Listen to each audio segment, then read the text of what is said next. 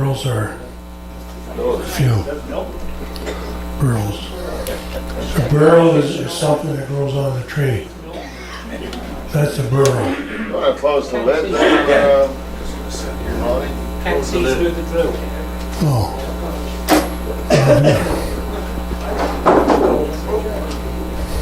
That is what you call a burl.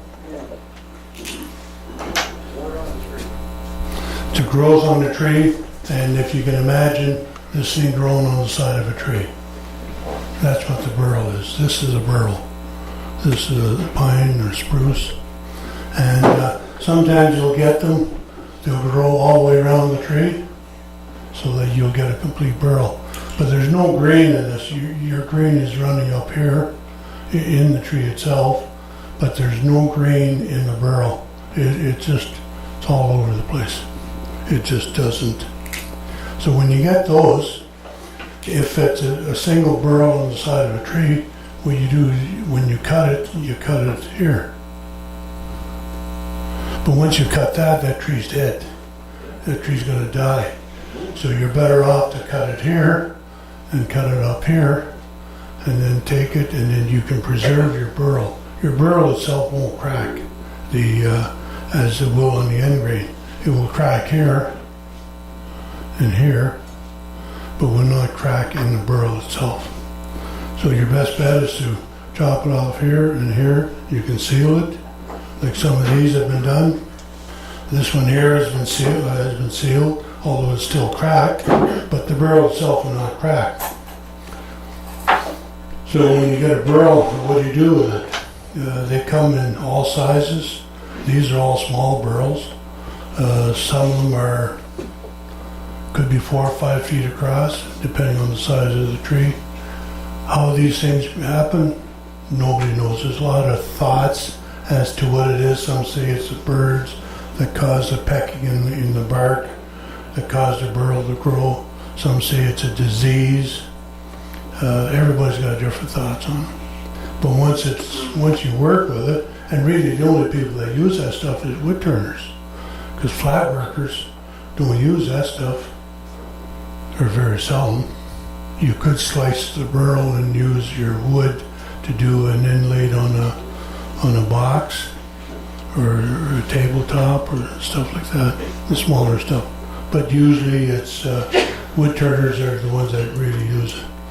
So if you had, let's start with this one. If you had this one and you wanted it to turn it, you're going to be able to see this. I'll come over here.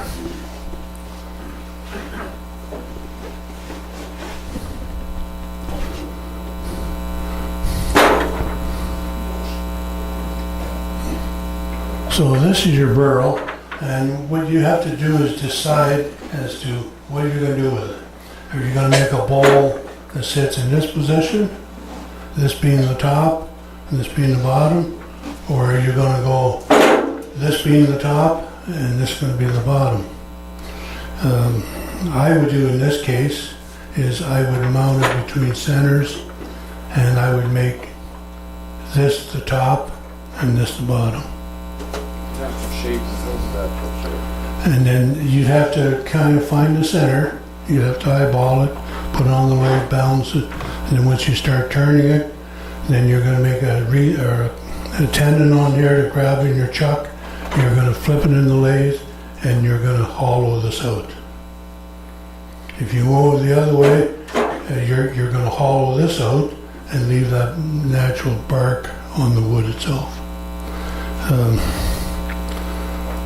This wouldn't be one of my first choice, but it can be turned. I mean, I can do something with this one. The other one is very similar, except it's a little rounder. It has more of a shape to it. So you can see that this one is flat. But when you look at this side, it's basically round. So then what you can do is, again, deciding, a lot of these spruce burls and pine burls, these are hollow. the really crappy wood inside. You don't know this until you start. So you decide what are you going to do, make this the top and this the bottom, or go vice versa. Again, I would make this the bottom and then make this the top and just turn it until you see a shape. What the shape's going to be, who knows, until you get into it. And then once you're into it, you may adjust it as you go along. And he's finding that out with the burl he's doing right now. The shape changes all the time. You may say, well, I'm going to do a bowl with this, and you may end up with a different size bowl than when you started. It's not going to be a problem, isn't it? Where is that not? No, you The cut other one, the other video. this one. Maybe, maybe not. But then again, you don't know that until you start turning. Whether that knot's gonna, it may do something, it may not. If you look in here, there's 1, 2, 3, 4. There's 4 branches, 4 knots. They may add to it, they may not. They may be just a piece of firewood, but you won't know that till you start. Don? Do you knock the top off of the bandsaw first? This here? Not necessarily. You can do it on the, because what you're gonna do is work with this portion right here. You wanna find the center, and then the rest of it, you can't measure that, so when you put it on the lathe, this is why if you put it between centers, you can move this around on the lathe till it's centered. If you put a faceplate on here, it's fixed. There's nothing you can do. Better off between centers. You can take this off, but you can turn this off as you go along. Again, you're going to be turning at a slow speed.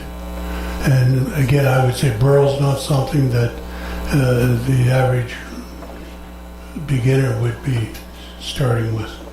Burls are something that you either like turning them or you hate them. And they are fun to turn, but some of them can be real nasty.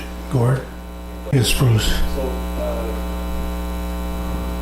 would you be able to turn it just like a hardwood one, or would it be more difficult? No different, no different, no different. So that's what you do with those, is sometimes you gotta look at them and decide what you're gonna do with it. I was given a burl, oh God, I don't know, quite a few years ago, and I looked at that sucker every morning for 10 years. I couldn't see a thing in it. And one day I did. I put it on the lathe and I made some. So this is what you got to look at. Is some of these are pretty well explained themselves. But if you look at, say, something like this, you think, the hell are you going to do with this? Well, that's a nice piece of wood.